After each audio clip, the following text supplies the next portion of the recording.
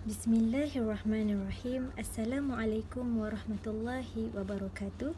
Hari ini kumpulan saya akan membentangkan tugasan 1 subjek GPI 1083 dalam perbezaan sistem muamalat dan munakahat Islam dan konvensional. Di dalam video ini, kami akan memperincikan dengan lebih mendalam tentang pengenalan munakahat dan muamalat dalam Islam dan konvensional serta ciri-cirinya dan juga perbezaan di antara sistem muamalat dan munakahat Islam dan konvensional. Nama saya Alia Akilah binti Ahmad Johari dari V16. Bismillahirrahmanirrahim. Assalamualaikum warahmatullahi wabarakatuh. Saya Wan Nazirah binti Nur Adnan dari unit V16. Munakahat, bagaimana munakahat Islam itu dimaksudkan? Bagaimana munakahat konvensional? Dan serta perbezaan antara munakahat Islam dan konvensional. Okey, saya mulakan dengan muamalat. Apa itu muamalat? Muamalat dari segi bahasa bermaksud perhubungan. Hubungan ni maksudnya kita ada kaitan dengan orang lain. Hubungan ni mesti akan terjalin dua orang ataupun lebih. Itu baru dikatakan sebagai perhubungan. Hubungan kita, tapi biasanya kalau muamalat ni mestilah hubungan kita dengan manusia. Okay. Seterusnya, dari segi istilah pula, muamalat adalah urusan seharian manusia yang berkaitan dengan aspek ekonomi dan sosial. Aspek ekonomi ni macam jual beli, macam perniagaan lah. Dan kalau dari segi sosial ni, hubungan kita dengan manusia, hubungan kita dengan orang lain lah, dengan manusia, jual beli dengan orang lain, jual beli lah, macam tu. Okey, so dapat kita simpulkan ialah muamalat adalah semua hukum syariat yang bersangkutan dengan urusan dunia dan termasuk hidup seseorang seperti jual beli, gadaian, pajakan dan sebagainya. Okey. Seterusnya kita akan menceritakan tentang muamalat Islam. Apa itu muamalat Islam? Muamalat Islam ialah perhubungan sesama manusia untuk mendapatkan keperluan dan kehendak masing-masing dengan cara yang berlandaskan syarak. Maksudnya kita nak muamalah Islam ni kita untuk memenuhi keperluan kita dan kehendak kita. Tapi kita perlu pentingkan keperluan dahulu. Sebab keperluan adalah benda yang wajib dalam hidup. Kehendak ni macam apa yang kita nak, macam tu lah. Kita kalau keperluan kita ni tempat tinggal, makanan, pakaian, benda tu yang tiga ni sepatutnya kita utamakan dahulu berbanding dengan yang lain. Okay? Macam kehendak ni macam kita nak pakai gelang lah, kita nak siap cantik lah, macam tu. Jadi macam benda-benda tu kita fikirkan dulu, kita pastikan kita punya keperluan harian tu cukup dahulu. Keperluan kita sebagai seorang Islam ni cukup dahulu. Okey. Sebab tu seperti mana kita tahu, Islam ni dia agama yang sangat indah. Islam itu sendiri membawa maksud tunduk, taat dan patuh pada perintah Allah seperti mana yang disampaikan oleh Nabi Muhammad SAW.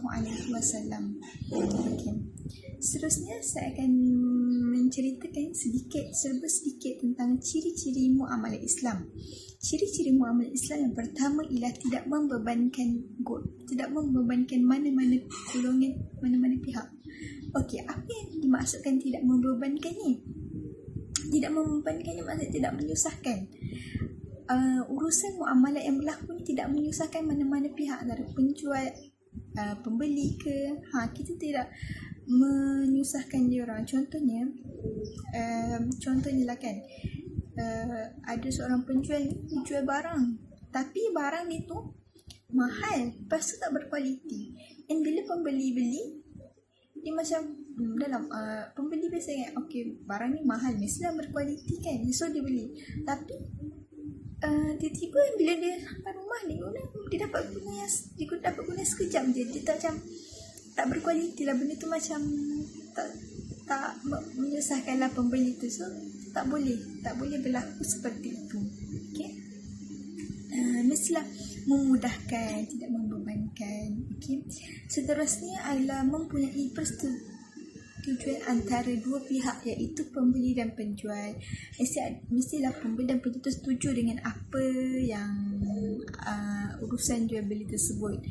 Pembeli tu macam dia setuju dengan apa yang dia beli, dan penjual dia setuju apa yang dia, mestinya ada berlaku akad di situ, iaitu kalau penjual dia akan cakap saya beli, dan pembeli dia akan cakap saya jual. Silap. Penjual dia akan cakap saya jual, dan pembeli dia akan cakap saya beli. Okey. Seterusnya ialah adil bagi kedua pihak, iaitu pembeli dan penjual. Istilah adil. Kalau tak adil, macam mana urusan muamalat tu nak berlaku berlandaskan syarah? Okey. Adil ni maksudnya sama bagi kedua belah pihak. Sama rata. Bukan sama rata, macam samalah. Kita tak adanya yang dapat untungnya penjual sahaja, pembeli tak ada untung bila membeli barang tersebut. Kita tak nak macam tu.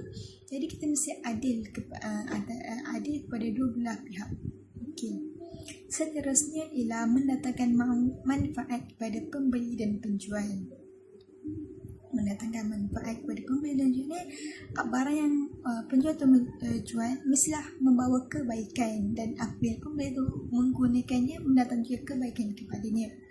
Seterusnya, tiada berlaku penipuan dalam muamalat seperti riba. Apa yang dikatakan dengan riba?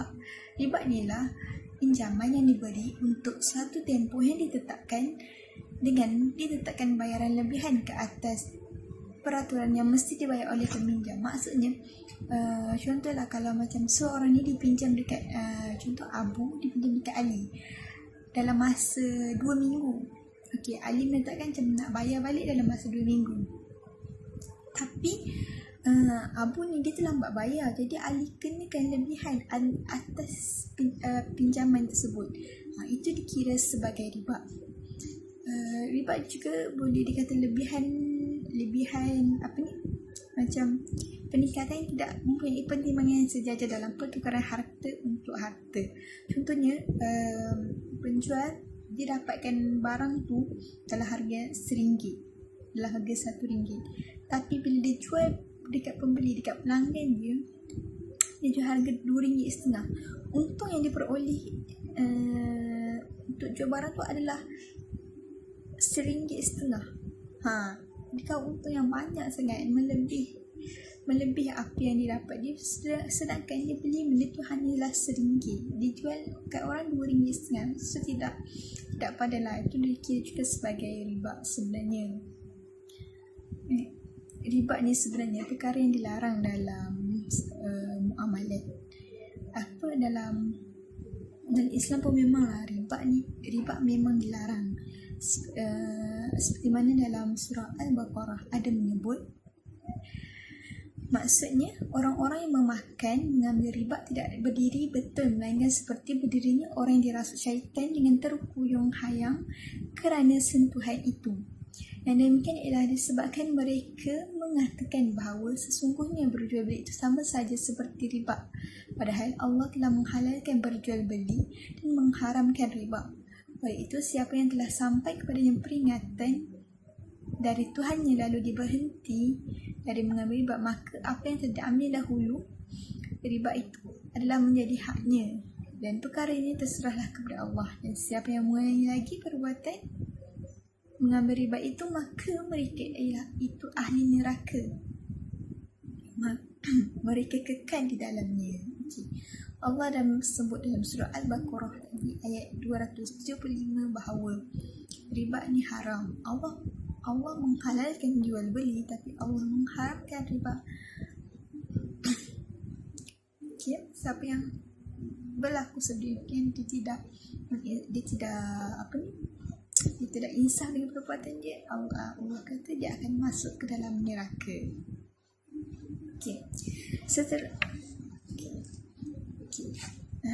Seterusnya kita akan mengupaskan lebih lagi tentang muamalat konvensional. Kita beralih kepada seterusnya.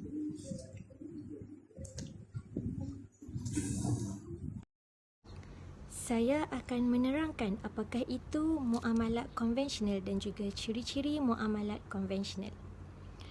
Muamalat konvensional ialah pemberian faedah atau lebih dikenali sebagai riba dalam hampir semua transaksi, baik dalam pinjaman, overdraft, pajakan, sewa beli, simpanan dan juga kredit. Ciri-ciri muamalat konvensional ialah seperti berikut. Pertama, mengutamakan untung semata-mata. Yang kedua, berunsurkan riba dan juga penindasan. Yang ketiga, bebas melabur tanpa kira syubhah dan sebagainya. Dan yang terakhir sekali, tidak mengambil kira halal ataupun juga haram. Bismillahirrahmanirrahim. Assalamualaikum warahmatullahi wabarakatuh dan salam sejahtera. Yang saya hormati Ustaz Fuzai bin Yusuf, pensyarah GPI 1083 serta sidang pendengar yang dikasihi Allah sekalian. Saya Nurul Nabila binti Azman dari kelas V16. Seterusnya, setelah dua orang rakan saya iaitu Alia Akilah dan Wani Nazira membuat penerangan secara terperinci tentang ciri sistem muamalat Islam dan ciri sistem muamalat konvensional, kini tibalah masa untuk saya membuat penerangan pula tentang perbezaan muamalat Islam dengan konvensional. Yang pertama, dalam muamalat Islam, pelaburannya adalah bebas daripada unsur ketidakpastian yakni qarar. Setiap pelaburannya adalah mengikut hukum Islam dan dipastikan tiada unsur haram. Manakala dalam sistem konvensional memberikan kebebasan melakukan pelaburan untuk memaksimumkan keuntungan dan mengikut undang-undang semata-mata.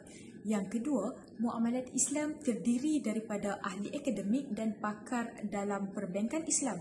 Manakala dalam sistem konvensional, mereka melibatkan pakar urusan perbankan sahaja bagi memastikan bank atau organisasi mereka mencapai keuntungannya maksimum.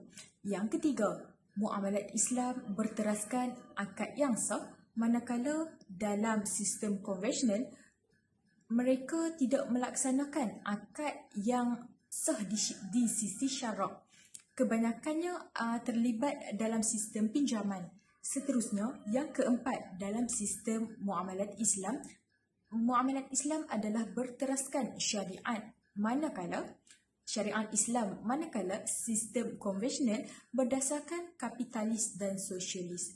Seterusnya, yang kelima, sistem muamalat Islam tiada unsur riba dan penindasan, manakala sistem muamalat konvensional mempunyai unsur riba dan penindasan. Dalam surah Al-Baqarah, Allah Subhanahu wa taala berfirman kepada umat manusia, wa ahallallahu al-bai'a wa harrama riba, yakni Allah menghalalkan jual beli dan mengharamkan riba. Ini menjelaskan kepada kita bahawa riba adalah haram di sisi Islam. Seterusnya, yang keenam, dalam sistem muamalat Islam, kita berpegang prinsip bahawa harta adalah sebagai alat untuk mendekatkan diri dengan Allah Subhanahu wa taala sebagai pencipta. Manakala menurut sistem konvensional, harta adalah sebagai matlamat hidup semata-mata tanpa memikirkan tentang mendekatkan diri kepada Maha Pencipta. Seterusnya, kita masuk tentang subtopik yang kedua, yakni tajuk munakahat. Munakahat dikaitkan dengan suatu ilmu yang berkaitan dengan hal-hal pernikahan atau perkahwinan. Dalam Islam, munakahat dari segi syarak ialah satu akad yang menghalalkan istimtaq, yakni bersetubuh antara suami dan isteri dengan cara yang dibenarkan oleh syarak. Dari sudut bahasa pula, munakahat adalah bersatu dan berkumpul. Dapat disimpulkan di sini, munakahat ini adalah hal-hal berkaitan dengan nikah atau perkahwinan. Dalam Islam, terdapat rukun-rukun tertentu dalam menentukan kesahan sesebuah perkahwinan. Dalam Islam, rukun-rukun nikah adalah pengantin lelaki, pengantin perempuan, wali, lafaz yakni ijab dan kabul dan 2 orang saksi. Dengan memenuhi rukun-rukun nikah ini, maka sesebuah pernikahan adalah sah di sisi Islam. Okey, seterusnya kita bercakap pula tentang munakahat konvensional. Sebelum tadi kita dah cakap tentang munakahat Islam, sekarang kita beralih kepada munakahat konvensional. Saya bagilah munakahat konvensional ini dalam 2 pandangan, iaitu yang pertama pandangan Roman Catholic dan yang kedua ialah menurut canon law. Okey, kita lihat dulu apa yang Roman Catholic ni cakap. Roman Catholic cakap perkahwinan merupakan satu seruan dari Tuhan dan mereka juga menganggap perkahwinan adalah salah satu daripada tanda-tanda kepercayaan anutan mereka. Okey. Dalam anutan mereka, dalam agama mereka, perkahwinan mendapat kedudukan yang sangat tinggi dan mulia. Sama juga seperti dalam Islam, perkahwinan merupakan satu perkara yang mulia. Okey, kita Roman kata lagi, selain merupakan seruan Tuhan, ianya sebahagian daripada sifat-sifat asas mendasari lelaki dan wanita. Perkahwinan bukan sahaja institusi kemanusiaan semata-mata, malahan ianya merupakan perancangan yang bermula daripada Tuhan. Justeru itu, Tuhan telah mencipta kasih sayang antara lelaki dan wanita melalui kasih sayang yang dimilikinya. Okay. Kat sini kita tahulah, maksudnya betul adalah Islam juga kita cakap perkahwinan ni dapat menimbulkan rasa kasih sayang. Maksudnya perkahwinan antara menurut Roman Catholic dengan Islam taklah berbeza sangat. Memang perkahwinan kita pun memang dalam Islam juga memang kita cakap perkahwinan ni benda yang wajib. Kalau ia mampulah, kalau seorang tu mampu, dia wajib berkahwin. Okay? Cukup syaratnya boleh berkahwin. Dan satu lagi, Roman Catholic juga cakap dalam perkahwinan ni mereka menekankan ciri-ciri yang suci dalam perkahwinan dan merupakan ikatan semula jadi yang berkekalan. Maksudnya dalam perkahwinan mereka akan menekankanlah benda yang baik, bukan benda yang buruk. Perkahwinan tu berdasarkan berlandaskan benda yang baik. Okay. Menurut canon law pula, perkahwinan sebagai satu penyatuan secara sukarela antara lelaki dan wanita dengan mengecualikan orang lain. Maksudnya perkahwinan ni antara lelaki dan perempuan je lah. Tak adanya ada benda lain masuk, tak adanya ada orang lain yang ketiga, tak ada. Tapi kenalah secara sukarela, bukannya paksaan. Itu yang apa yang dia menurut canon law. Seterusnya kita cerita pula tentang perbezaan munakahat Islam dan munakahat konvensional. Sekarang saya akan teruskan dengan perbezaan munakahat Islam dan juga munakahat konvensional. Sistem munakahat Islam mementingkan elemen-elemen seperti yang berikut. Yang pertama, pemilihan pasangan haruslah mengikut garisan yang telah ditetapkan oleh syariat Islam.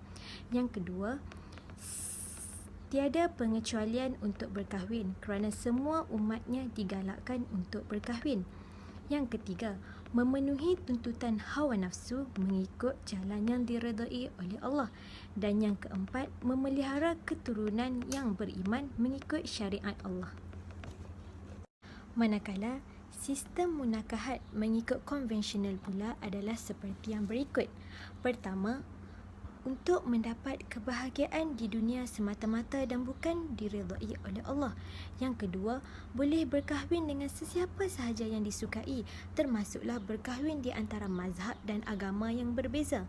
Yang ketiga, untuk meneruskan legasi keturunan semata-mata. Dan yang keempat, golongan sister dan father tidak dibenarkan untuk berkahwin kerana mereka terpaksa mengikut kepada Holy Order.